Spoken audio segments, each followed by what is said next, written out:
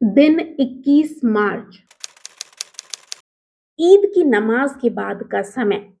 स्थान था मुरीद के लश्कर-ए तैयबा का हेडक्वार्टर।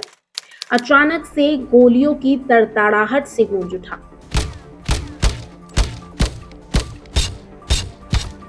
सुनने में तो ये धुरंधर फिल्म की स्टोरी लग रही होगी, लेकिन ये हकीकत है।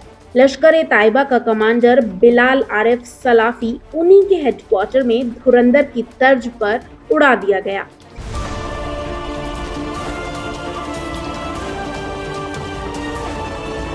मुरेदके में लश्कर कमांडर बिलाल आरिफ सलाफी की हत्या कर दी गई। ईद की नमाज के बाद एलएटी कमांडर बिलाल की हत्या कर दी गई है। वो अब बता रहे हैं, खुल के बता रहे हैं कि हमने। और क्यों ये खुशखबरी है?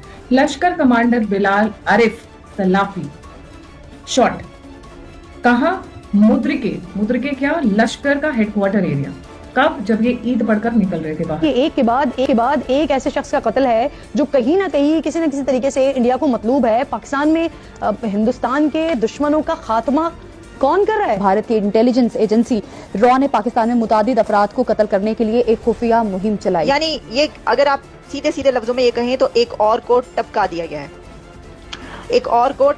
गया है, खबर ये आ रही है। और ख़ास तौर पर जो ऐसे जिहाद से जुड़े हुए जिनको मुजाहिदीन कहा जाता था उनको टपकाया गया। जब उनकी हिस्ट्री सामने आती है तो पता ही चलता है कि ये तो कश्मीर में जिहाद के लिए, इसको इस तरह ले सकते हैं। वो आपको पता है कि टपक टपक के टपक रहे। पाकिस्तान की वो जमीन जिसे सालों से आतंकियों का सबसे सुरक्षित ठिकाना कहा जाता था, जहां बिना इजाजत कोई परिंदा भी पर नहीं मार सकता था, लेकिन अब उसी किले के अंदर एक एक करके शिकारी ही शिकार बनते जा रहे हैं। मुरीदके का लश्कर-ए-तैयबा हेडक्वार्टर कॉम्प्लेक्स, लश्कर-ए-तैयबा का दिल, उसका किला, जहां सुरक्षा इतनी कड़ी होती है कि बिना इजाजत कोई अंदर घुसने की सोच भी नहीं सकता, लेकिन उसी किले के अंदर गोलियां गूंजती हैं। धुरंधर स्टाइल में लश्कर-ए-तैयबा के कमांडर बिलाल आरिफ सलाफी को अनजान हमलावरों ने अंधाधुंध गोलियों से भून डाला। सोचिए, एक ऐसा किला जहां बिना इजाजत कोई नहीं आ सकता, जहां हर एंट्री, हर मूवमेंट आईएसआई की नजर में होती है। उसी किले के अंदर दिन दहाड़े एक टॉप कमांडर को ठोक दिया जाता है। ये कोई मामूली वारदात नहीं, ये सीधा सीधा सिस्टम को चैलेंज है। नमाज के बाद बिलाल आरिफ सलाफी जैसे ही बाहर निकला, तभी एक शख्स उसके करीब आया और ताबड़तोड़ गोलियां चलने लगी। सलाफी वहीं गिर पड़ा, लेकिन कहानी यहीं खत्म नहीं हुई। एक महिला हमलावर आगे बढ़ी और उस पर चाकुओं से बार बार वार किए गए। ये सिर्फ मारना नहीं था, ये एक मैसेज था कि अब खेल बदल चुका है। आपको बता दें कि ये कोई छोटा मोटा आतंकी नहीं था। 2005 से लश्कर के साथ था। कश्मीर में जिहाद का नैरेटिव बनाने वाला दिमाग, युवाओं को हथियार उठाने के लिए उकसाने वाला मास्टरमाइंड था। फंडिंग से लेकर हथियारों की सप्लाई तक हर बड़े ऑपरेशन में इसकी भूमिका थी।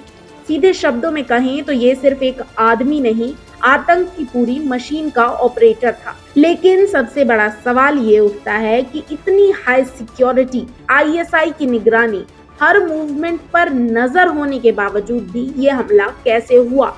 कौन थे हमलावर? इंटेलिजेंस एजेंसियों का मानना है कि बिना अंदरूनी मदद के ये हमला नामुमकिन था। यानी लश्कर के अंदर ही अब दरार पड़ चुकी है। पिछले कुछ महीनों में कई बड़े आतंकी रहस्यमयी तरीके से मारे गए हैं। किसी को गोली से उड़ा दिया गया तो कोई खामोशी से खत्म हो गया। इसके बाद दो एंगल सामने आते हैं, या तो अंदरूनी सत्ता की लड़ाई चल रही है, या फिर कोई अदृश्य शिकारी जो एक एक कर इन आतंकियों का सफाया कर रहा है। मुरीदके का किला, जो कभी अभेद माना जाता था, आज उसी के अंदर खून बहा है। अब तस्वीरें साफ हो रही हैं। जो कभी आतंक का गढ़ था, आज वही आतंकियों के लिए कब्रगाह बनता जा रहा है। जहां ये पहले खुलेआम घूमा करते थे, आज वहीं डर के साए में जी रहे हैं, क्योंकि अब शिकार को नहीं पता कि शिकारी कब और कहां से उन्हें खत्म कर देगा। ये सिर्फ एक कमांडर की मौत नहीं, ये उस सिस्टम की दरार है जो सालों से खून और खौफ पर टिका था। अब इस पूरे मामले में सवाल सिर्फ ये उठता है कि इस मिशन सफाई में अगला नंबर किसका होगा।